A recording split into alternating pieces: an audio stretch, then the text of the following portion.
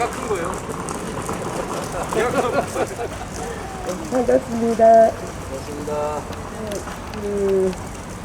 정말 5월 2일까지가 왜 이렇게 길지? 짜고 나면 엉뚱한 소리하고 해서 분통이 터지는 일이 많지만, 그래도 윤석열 대통령이 당선되고 난 다음부터는 그래도 마음이 참 편합니다. 따라서 요즘은 이제 교회 그 새벽 기도나 이런 것도 또 다 개방이 되어서 저도 그동안 이제 못 가고 있던 새벽 기도도 다시 시작하고 하니까 너무 마음이 즐겁고 항상 기쁩니다.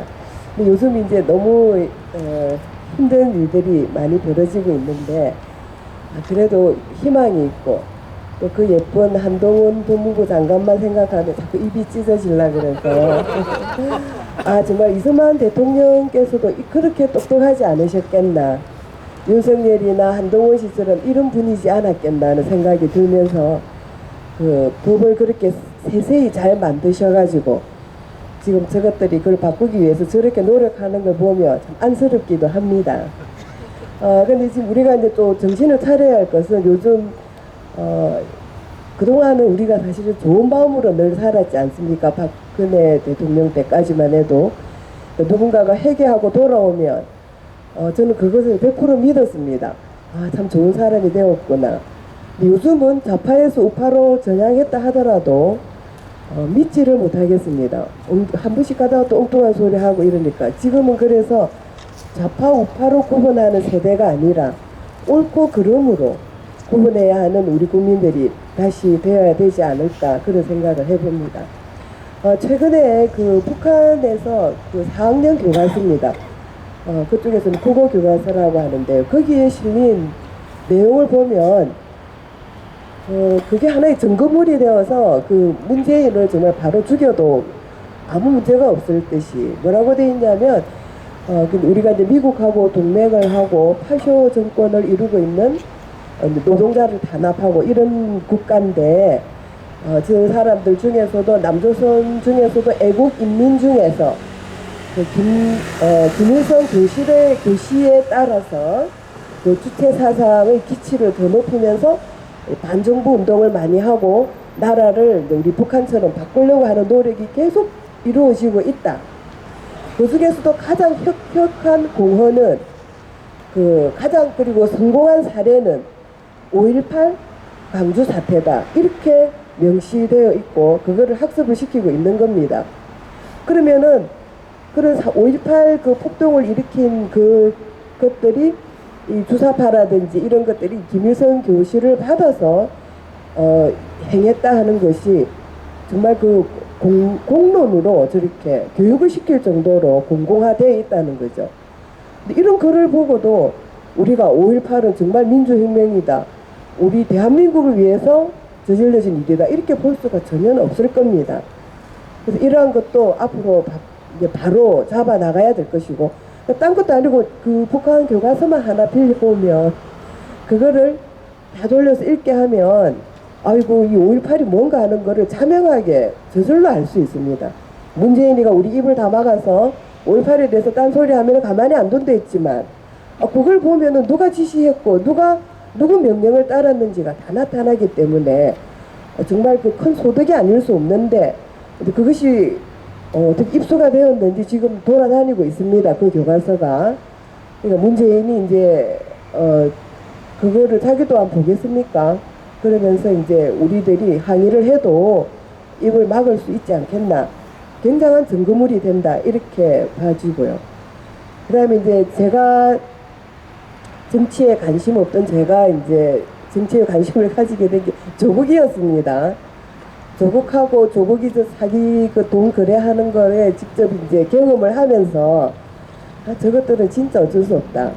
조국이 엄마도 그 달맞이 성당에 다니고 있었습니다. 저도 성당에 가고 있지만 요즘은 안 나오더라고요. 저도 안 나가고 있습니다만은 그 신부들이 너무 못된 말만 많이 하고 그랬는데, 지금 가장 그 중요시 우리가 또 생각해야 될 것은 북한에서 이제 자기들의 교시라고 해서 쭉 나온 게 있습니다. 그 중에 기독교는 정말로 악독한 종교고 정말 쳐부셔야 되고 말도 험악하게 하고 있습니다. 정말 말살시켜야 될 종교라고, 불교도 나쁘지만 기독교가 더 나쁘다 이렇게 하고 있습니다. 그 교과서를 조금만 읽어보면 그 목사님들도 그냥 저렇게 앉아있을 때가 아닌 것 같아요. 우리가 그 홀리파워에서도 정말 교회를 교회답게 이래서 맨날 부르짖었는데 그 우리가 살기 위해습니까? 그야말로 교회가 없어지면 제일 먼저 탄압받고 배를 골아야 할 사람은 목사님들입니다. 안 그렇습니까? 교인들이 전부 교회를 위해서, 목사님을 위해서 이렇게 애를 쓰는데 그 당사자는 멍청하게 앉아가지고 이렇게 밖으로만 내몰고 내몰라라 하는 거는 그 교과서를 한 번만 읽어보시면 좋겠습니다. 거기서도 그렇게 해놨습니다. 5.18 얘기도 해놓고 무엇보다도 이 기독교를 완전히 말살시켜야 되는데 아직 그것이 한국에서 제대로 안 이루어지고 있다 이렇게 한탄하고 있는 부분도 있습니다. 목사님들이 그런 거를 보신다면 저렇게 앉아가지고 태평할 때가 아닌데 정말 한심스럽기 짝이 없고 그렇게 붕괴해야 될 사람은 가만히 있고 정말 우리 낯선 우리들이 그래도 이건 아니다 옳은 것을 찾아서 헤매는 것을 보시고는 홀리파워에게 주님께서 많은 힘을 주고 계시지 않나 싶습니다. 그 다음에 이 조민희 얘기인데요. 이 우리가 맨날 뭐 조국이 저거 아버지가 이제 하도 이상하니까 뭐 그러려는데 이 아이도 지금 32살입니다 얘가. 그런데 부산대학교 의전에서 그 학교 합격 취소를 한 게 3월 초순쯤입니다. 그런데 이미 고려대학교에서는 2월 말에 취소를 시켰습니다. 왜냐하면 한영외고에서 그 생활기록부가 다 달라졌기 때문에 그 내용하고 고대에 입학할 때 서류하고 맞지 않아서 그 취소를 하면서 공개적으로 발표는 안 하고 조국이한테는 알렸다고 합니다. 통보를 했습니다. 그럼 조국이는 2월 말부터 자기 애가 벌써 고졸로 됐다는 걸 알고 있었던 겁니다. 그런데 의전원에서 이제 부산대 의전원에서 늦게 발표를 하니까 그 다음에 이제 고대도 따라서 며칠 뒤에 이제 공개적으로 발표를 한 것 뿐입니다. 그런데 이 아이가 2월 말에 이미 그 지경이 됐음에도 불구하고 3월 중순에 거기가 그 시흥시입니다. 경기도죠. 그러니까 이재명이가 관리하고 있던 병원인데 신천연합병원이라고 있습니다. 이거는 국가에서 보건소처럼 돈을 대어서 운영하는 곳입니다. 거기에 3월 중순에 취업을 했습니다. 근데 그것도 너무 웃기는 게 이렇습니다. 의대라는 게 의대 6년, 그 다음에 인턴 1년, 그 다음에 레지 4년, 그렇게 11년을 공부하고 나면 남자는 군대 3년을 합니다. 군대가 레지들은 줄지 않았습니다. 그래서 3년 하면은 꼬박 14년을 하고 난 다음에야 병원 문을 열게 되는 겁니다. 그러니까 아이들이 그동안 남들 다 돈 벌 때 돈도 못 벌고 고생이 무지 많습니다. 그러면 인턴은 급여가 한 250에서 300. 레지라고 많지 않습니다. 레지던트는 300 정도, 350 많아봤자 요즘 많이 개선되었다 하더라고요. 그럼 아이들이 그 사이에 결혼한 아이도 있고 애도 있고 이렇습니다. 그런데 정말 200만원, 300만원 최저임금입니다. 그거를 받고 사니까 어떤 아이들은 인턴까지만 하고 레지는 왜 하냐면 전공이 갈라지는 거죠. 내가 내과다 뭐 정신과다 이렇게 갈라지는데 그거 하기 싫지 않겠습니까? 그러면 그냥 인턴까지만 하면은 일단 의사 자격증은 땁니다. 그러면 그 자격증을 가지고 바로 병원을 내는 용감한 사람도 있어요. 그럼 그런 애들은 뭐 무슨 내과 이렇게 이름을 못 붙이고 그냥 무슨 병원, 의원 이렇게 붙이는 거죠. 그러면 뭐 레지를 해서 전공을 딴 사람은 한 과목만 진료하지 않습니까? 내과, 외과 이런 식으로. 근데 그렇게 아예 그 전문이 없는 사람은 의원 이렇게 간판을 걸고 내과, 외과 전부 다 봅니다. 정신과하고 전부 다. 그러니까 동네에 있는 병원에 그런 병원이 간혹 있고 근데 이제 부모님들이 말리죠. 그렇게 하면 우선은 돈을 벌지 모르지만 남보다 4년 먼저 해가지고 그렇지만 결국은 이 전문의가 있어야 사람들이 전문성을 인정해서 손님이 많아질 거니까 그렇게 하지 마라 이래서 이제 달래고 이래 해서 레지 4년을 마치게 됩니다. 근데 조민희 같은 경우는 인턴까지는 했어요. 근데 레지를 받아주지 않으니까 놀고 있자니 그렇고 이제 곧 박탈될 것 같으니까 또 자기들끼리 좌파들끼리 연락해갖고 취업을 시켰는데 그러면 급여가 얼마겠습니까? 내지 전문 일을 하기 위해서 급여를 내지를 신청한 사람도 급여 300만 원인데 얘는 지금 2천만 원입니다. 월 2천만 원. 그거는 왜 그렇게 했냐면 또 이상한 법을 만들었어요. 하여튼 법 만드는 데는 뭐 있죠? 코로나를 이제 그러니까 그게 아주 위중증이고 그 위험한 병인데 그거를 치료하러 오는 사람에게는 이제 특별한 수당을 더 붙여가지고 세금 다 제하고 얘가 가져가는 돈이 2천만 원. 그래서 2천만 원 벌써 한 번 받았다고 합니다. 말이 됩니까 진짜? 예, 너무 진짜 이거는 그래서 내가 지 애비도 애비지만 이 딸아이 자체도 애가 온전한 인간 아니다. 그래서 저것들은 돈에 미친 것들이다. 예, 지가 자격증도 없이 아무 정밀에도 없고 코로나 한다는 그 이유만으로 그 사이 무슨 법을 또 저것끼리 만들어 가지고 월 2천만 원.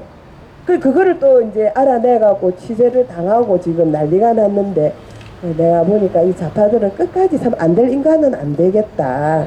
예, 돈에 미친 것들이. 그러니까 이제 의사 자격증이라고 있을 때 이 하루라도 이제 벌어보고 싶어가지고 또 그 난리를 쳤겠죠. 어쨌든 그것도 뽀록이 나서 지금 다른 진짜 레지나 인턴이나 다른 의사분들의 붕괴를 많이 지금 사고 있죠. 하는 집마다 이렇습니다. 당장 내 앞에 체면이나 이런 것도 없고 내 실속만 차리면 된다. 이런 주의를 계속 밀고 나가는 것 같습니다. 조국답지요 보면은. 자, 그다음에 이제 우리가 제일 이제 지금 관심이 있고 싸우는 게 금수완박입니다. 검찰의 수사권을 완전히 박탈한다라는 건데 이거를 보면서 저희가 광화문 한창 다닐 때 그 무슨 중수부 뭐 반대한다 했죠. 공수처. 네, 공수처. 우리가 얼마나 목이 터지게 공수처 반대를 하고 다녔습니까? 그렇지만 결국 만들어졌습니다. 그렇지만 한 일이 또 뭐 있습니까? 아무것도 없습니다. 그것들. 지금 생각하면 아이고 막 힘을 좀 덜 뺄걸 억울하다는 생각도 드는데 저것들 하는 게 그래. 지금 내가 금수완박을 보면은 똑같습니다. 이제 금수완박을 이제 만들라 하면 우선 그 법사위가 있지 않습니까? 국회의원 중에서 이제 법사위가 7명이 아니 저기 6명이 모여서 그 중에 3분의 2 그러니까 4명이 찬성을 해야 됩니다. 그런데 뽑는 요령이 어떻게 되어 있냐면 여당에서 3명, 야당에서 2명, 그다음에 무소속에서 1명 공정하게 한다고 그렇게 짜놨습니다.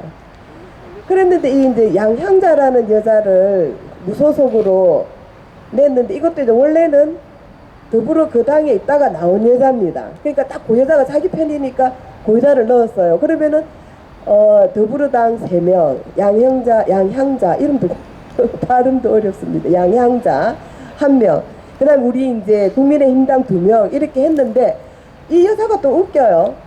뭐 한다고 지는 또 이제 내를 뭐 물러보거나 이러면서 이런 법안에 자기는 찬성 못한다 이렇게 해가지고 디벼졌죠.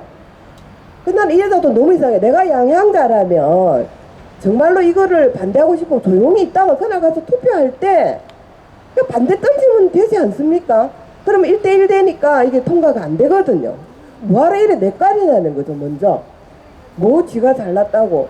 그래 놓으니까 이제 디벼갖고 이제 어쨌든 다시 이 양향자를 쫓아내고 그 다음에 생전 뭐 듣도 보도 못한 뭐 민형배인가는 그 인간을 또 탈당을 시킵니다. 우리 이제 꼼수 탈당이라 그러죠. 실제로는 더불어당인데 아닌 것처럼 내보내서 다시 법사위에 불러들이는 거. 지금 이제 요 꼼수를 부리고 있는데 이게 이제 그 문재인한테 또 물었지 않습니까? 네가 거부권을 행사할 거냐 어쩔 거냐 이러니까 문재인은 대답을 피하고 그 스피커 있죠. 그 대변인이라는 그 박수현이가 하는 말이 뭐 국민들이 원하는 대로 해야 된다. 그러나 위원회의 소지가 있으면 이거는 거부하는 게 맞다. 이렇게 생각하고 있다. 이랬어요. 그러니까 위원이 전혀 없다. 왜냐면은 6명 중에 4명 찬성을 받아서 이 저기 회의에 붙여버리면 자기가 공표만 하면 되거든요. 그런데 또 법제처라는 곳이 있습니다. 이 한국의 법제 이런 게 나올 때마다 이승만 박사님에 대해서 정말 이 혀를 내두를 정도입니다. 그 대통령이 공표를 하기 전에 이 법이 타당한가 안 한가를 그 검수하는 기관이 법제처입니다. 그리고 이 법제처는 이제 그 법에 넘어갈 때 총괄을 하고 그다음에 공정한가 아닌가 해석도 하고 그래서 이제 여기에서 괜찮다 이렇게 하면은 대통령이 그 입법에 통과를 해도 공포하기 전에 이제 그 자문을 받아서 이제 공표를 하게 되는 거죠. 근데 그 법제처가 오늘 이런 꼼수 탈당은 위헌의 소지가 많다. 그리고 이 법 자체도 너무나 위헌적이어서 국민에게 큰 해악이 된다. 이렇게 발표를 했습니다. 그러면 이 박수현이가 말했죠. 국민이 뜻에 따라 국민 뜻은 자기들은 이제 통과하는 거라고 보지 않겠습니까? 저거 국민들은 따로 있으니까. 그랬는데 다만 위헌의 소지가 있을 때는 행사할 수 있다. 이러니까 지금 민주행위가 빼도 박도 못하게 됐는데 또 믿을 것도 못 되죠. 이렇게 해도 저 문재인이라는 저 뻔뻔한 인간이 못 들은 척 하면 됩니다. 그리고 그건 내가 안 했고 박수현이가 한 말이라 하면 또 넘어갑니다. 그러나 어쨌건 국민적으로는 이렇게 공표가 되고 이게 절대로 타당하지 않다. 이게 지금 계속 발표가 되고 이렇게 되면은 국민들에게 신임을 잃게 되고 그야말로 이렇게 잘 모르던 국민들도 아 이건 아니다는 생각을 하게 되고요. 그 다음에 이제 6.1 선거에도 많은 영향을 미치지 않겠나. 근데 이제 이 선거를 생각하면 사실 이런 제도를 이렇게 밀어붙이지를 못할 건데 또 저는 생각해 봅니다. 그래 너희들은 부정선거 전문이니까 뭐 선거 그 결과가 뭐 그래 걱정되겠나. 바꾸면 될걸. 다 저거 편으로 만들 수도 있는데 다행히 그래 노정희가 물러가면서 새로 임명할 그 법관은 윤석열 씨가 임용을 한다고 합니다. 그러니까 그것도 조금 차단이 될 것 같고요. 그래서 저들이 아무리 날뛰어도 내가 지금은 뭐 공수처 반대하듯이 찾아가서 고함을 안 질러도 아 우리 주님이 그동안 수고했다고 너희들은 기도만 열심히 해라. 내가 알아서 다 한다. 이렇게 지금 그 작업을 하고 있지 않으실까 싶어서 마음이 그렇게 불편하지도 않고 그래 하는 대로 해봐라. 한번 열심히 놀아봐라. 이런 생각을 하면서 오히려 여유를 가지게 되게 해주신 하느님께 참 감사드립니다. 예, 그래서 이제 이게 그 금수완박에 계거품을 내고 목을 매는 게 뭐 처음 해라는 그 최강욱이가 만든 단체가 있습니다. 처럼 해. 누구 뭐처럼 하려는지. 그래갖고 뭐 김남국이부터 김용민, 뭐 황운하 다 들어있는데 이것들이 다 이제 범죄상에 들어가서 이 금수완박을 안 했을 경우에 다 감옥에 갈 인간들인 거죠.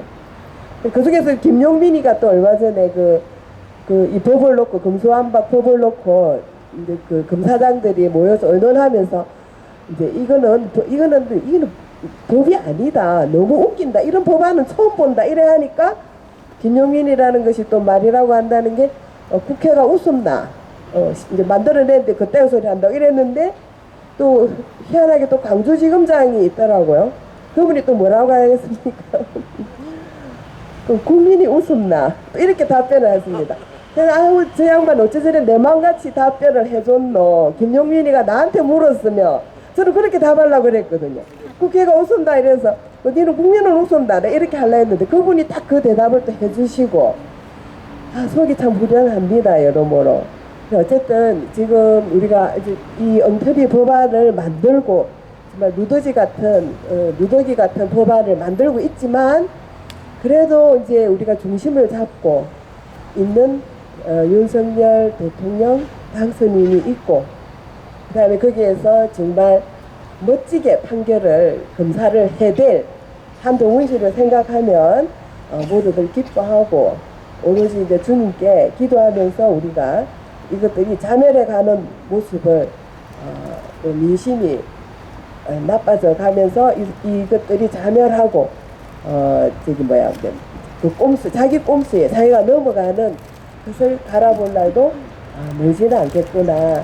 그럼 우리가 이제 힘도 실어다 드리고 이렇게 노력을 해야 되는데 우리가 할 일은 우리 홀리 파워는 진짜 우리가 처음처럼 우리는 처음처럼 항상 나라를 생각하고 나라를 나라답게 또 교회를 교회답게 그렇게 이루어지는 사회를 만들기 위해서 모두가 한 마음으로 이 기도회를 계속 이루어 나가면 좋겠습니다. 감사합니다.